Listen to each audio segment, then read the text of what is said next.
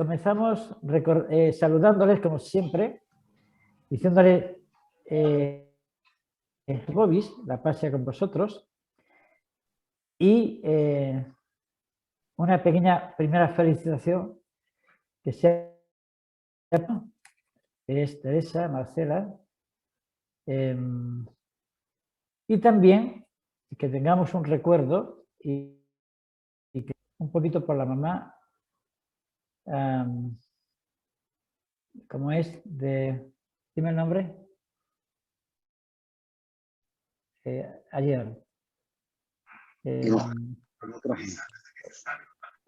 no recuerdo el nombre, pero la que lleva el pelo, después saldrá.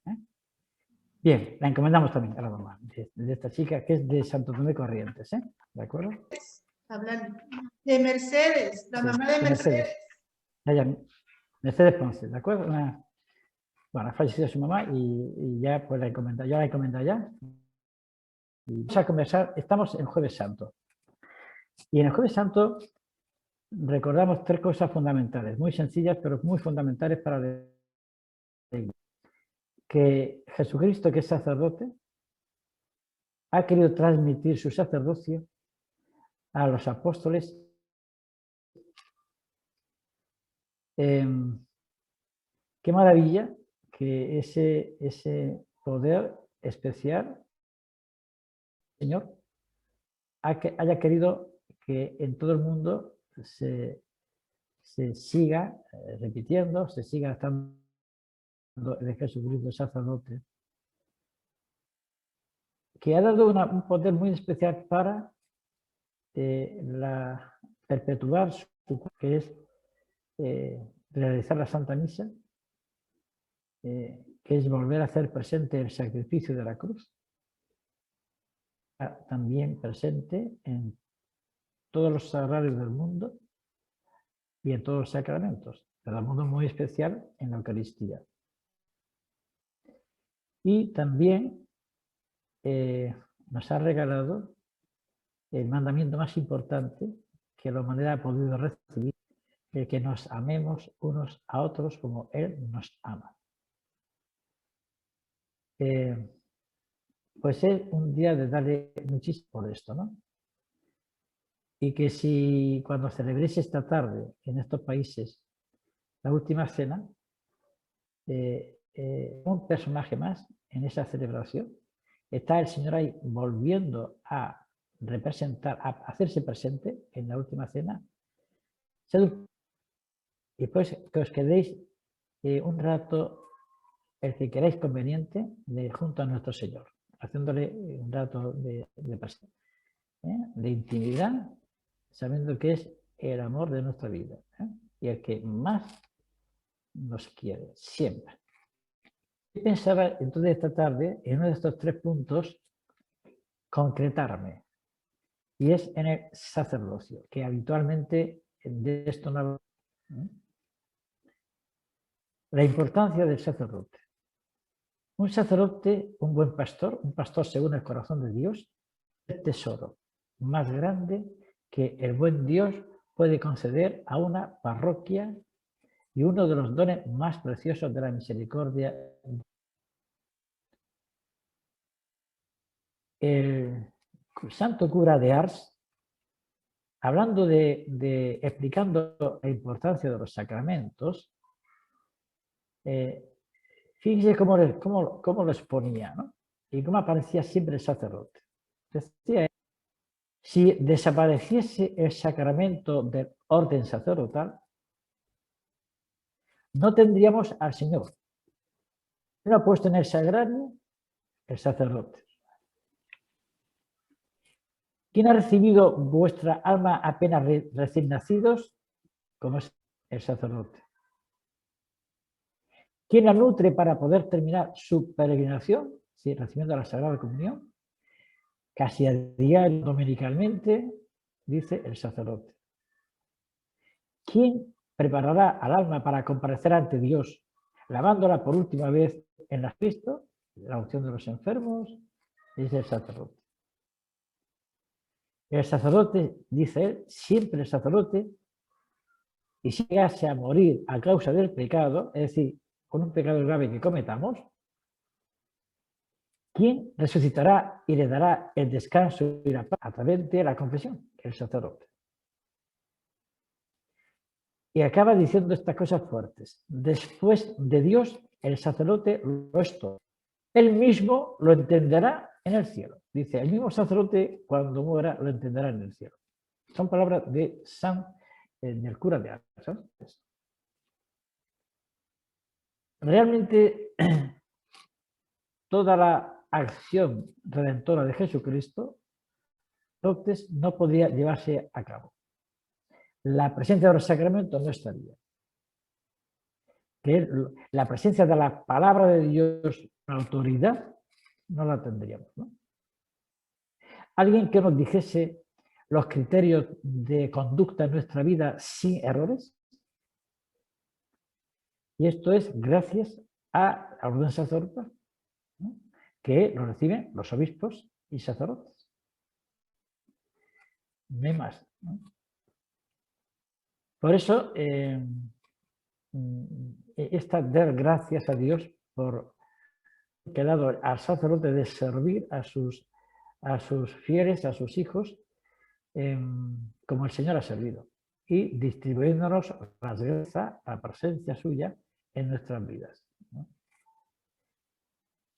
Decía alguien, decía el mismo cura de Ars, decía, le mandó a Ars, le dijo, no hay mucho amor de Dios en esa parroquia. Y le dice, usted lo puede, dice, usted, cura de Ars, pondrá ese amor en la parroquia. ¿Qué queremos decir con esto? Ustedes creo que saben que los sacramentos tienen su eficacia por recibirlos, independiente sea buena gente o mala gente.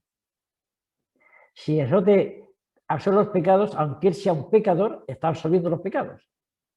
Si el sacerdote da misa y distribuye la comunión, distribuye al Señor, aunque él esté en pecado. Los sacramentos hacen su efecto independientemente, que lo sepamos, ¿verdad? Bueno. Pero lo importante es que el sacerdote sea un hombre santo también, distribuya los sacramentos y haga cosas buenas, sino que sea el primero que esté viviendo lo que está transmitiendo. Si uno de Dios resulta que hace lo contrario, bueno. Por ejemplo, la Santa Misa. El modo de decirla o el fervor en la vida de un sacerdote depende de la Santa Misa. Si un sacerdote cuida, la vive, se mete en ella, hace que su labor pastoral se note. Si un sacerdote a la Santa Misa la hace de cualquier modo, entra la rutina, el despiste, la prisa, el improvisar. La causa de la relajación del sacerdote es que descuida la misa.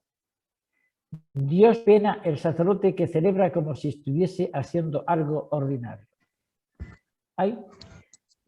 Ustedes pueden ayudar mucho a sus sacerdotes si ven que se aloca en hacer muchas cosas y descuida lo que tiene que hacer bien hecho, a solas, en la sacristía. Por favor, intente cuidar un poquito esto, saldría mejor, nos da más ejemplos, yo qué sé. Siempre con delicadeza y con decirlo, porque es un bien que hacemos. Corregir a una persona, a un sacerdote, corregirles es un acto de amor a ese sacerdote. Si no le corregimos más y dejamos que siga con sus cosas. Por ejemplo, si un sacerdote quiere ser un buen confesor, sacramento de la confesión, por ejemplo, lo que tiene que hacer es estar rato muy prolongado junto al sagrario. Si no hace su oración diariamente, dará recetas como en las farmacias, ¿no? Tome, yo qué sé, aspirina o tome cualquier... Yo recuerdo en Chiclayo, en concreto, hace muchos años, que hablaba conmigo y me decía que no sabía ya qué hacer, porque a los enfermos le mandaba lo mismo a todos. Y digo, ¿y por qué? Digo, porque no estudio. Quien estudiaba no sabía entender a los enfermos.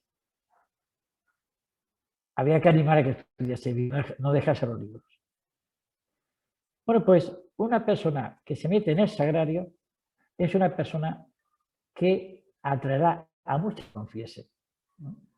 De hecho, sabemos como el cura de Ars empezó una aldea sencilla, se ponía a rezar todos los días junto al sagrario, venía una viejando y otra viejecita, y al final venía la gente de Francia a confesarse con él, a montones. ¿Por qué? Porque estaba dando a Dios, y Dios estaba hablando con Dios continuamente de una fortísima vida interior, una fortísima vida, presencia de Dios. Seremos eficaces en el sacramento si somos gente que estamos metidos en el sagrario, si no, no seremos eficaces. Apareceremos nosotros, no aparecerá Dios. Y lo que importa es que aparezca en el sacramento de la penitencia, por ejemplo, ¿no? Con una idea clara para ustedes. No es el pecador el que vuelve a Dios para pedirle perdón, sino Dios mismo quien va tras el pecador y lo da a él. Quien toma la delantera es Jesucristo. Quien nos persigue de cariño es el Señor. Nosotros ojalá correspondamos, pero el mérito es del Señor que nos persigue y que nos quiere y que no nos deja solos. Y eso significa, por otra parte, que los ministros, los sacerdotes, estén también dispuestos a cualquier hora a escuchar a los cristianos. El cristiano tiene el derecho, por ser cristiano, de ser atendido por la Iglesia. Tiene derecho por ser cristiano, uno de los derechos del fiel cristiano. Y después también, pues hemos de comportarnos los sacerdotes de manera diferente con las personas diferentes. No todos son iguales. Cada persona tiene un modo de psicología, una cultura, una problemática. Fíjate qué idea tan bonita para algunos de nosotros, de todos nosotros.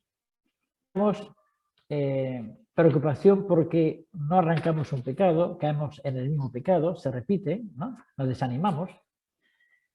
Decía un secreto de una belleza maravillosa. El buen Dios lo sabe todo. Antes incluso de se lo confeséis, sabe ya que caeréis nuevamente. Sin embargo, os perdona. Qué grande es esto, Dios, que le lleva incluso a olvidar voluntariamente el futuro con tal de perdonarnos. Es decir, el Señor sabe todo, ¿no? Y lo que nos va a pasar. Y el Señor es capaz, sabiendo de que vamos a caer otra vez, porque lo sabe, es capaz de perdonarnos otra vez y va a saber que vamos a caer. Esto es muy bonito, ¿eh? Para que no perdamos, diríamos, saber que el Señor siempre no se va a cansar de buscarnos. Cosa tonta sería la persona que no quiere salir de su situación, que sería maltratar feamente al Señor, ¿no? Seríamos unos bárbaros, unos brutos, si con todo no correspondemos al Señor. Y un peligro último que diría para el sacerdote es que en una parroquia, una respuesta de los fieles y diga, ya me conforme como están mis fieles y no lucha, y no se esfuerza.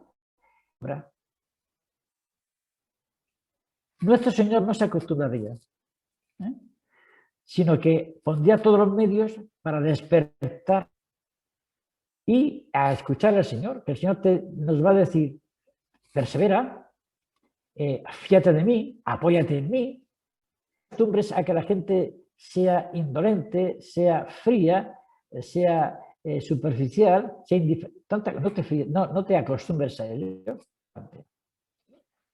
El Papa Pablo VI decía lo siguiente, además, ante eso, que decía antes, pues cuidemos más ayunos, más mortificaciones, más nosotros por nuestro pueblo, en lugar de conformarnos con que la gente funcione como va de modo mediocre o muy fácil, muy feamente. El Papa Pablo VI decía: el hombre contemporáneo escucha más a gusto a los que dan mío que a los que enseñan. O si escucha a los que enseñan es porque dan testimonio. Repito, el hombre moderno, la mujer moderna, escucha más a gusto a los que dan testimonio, a los que dan con su vida, con su postura, con su actitud, lo que están diciendo. Y a la gente le gusta mucho más que a los que enseñan. Si escucha a los que enseñan, dice, si escuchamos a los que enseñan, es porque dan testimonio. Porque si una persona nos enseña y no da testimonio, asco, y no queremos saber nada de esa persona. Pues por eso terminamos en esta pequeña conversación, que debemos de hacernos estas preguntas. ¿Estamos realmente impregnados por la palabra? ¿Nos estamos esforzando por identificarnos con Jesucristo? Su palabra es en verdad el alimento que vivimos más que lo que pueda ser el pan y las cosas de este mundo. O sea, hacemos oración con la palabra de Dios. La conocemos verdaderamente un poco. La amamos, esa palabra de Dios, esa enseñanza de Dios. Nos ocupamos interiormente de esta palabra hasta el punto de que reina impronta en nuestra vida y forma nuestro pensamiento. En síntesis, estamos diciendo una experiencia que tuvo nuestro Señor, ¿no? Así como Jesús llamó a los 12 para que estuvieran con él y solo después los mandó a predicar, nuestros días los sacerdotes están llamados a asimilar el nuevo estilo de vida que el Señor Jesús inauguró y que los apóstoles hicieron. Es decir, el Señor los formó, le enseñó tantísimas cosas, aunque estamos en la Semana Santa y estamos viendo cómo los apóstoles están en otra.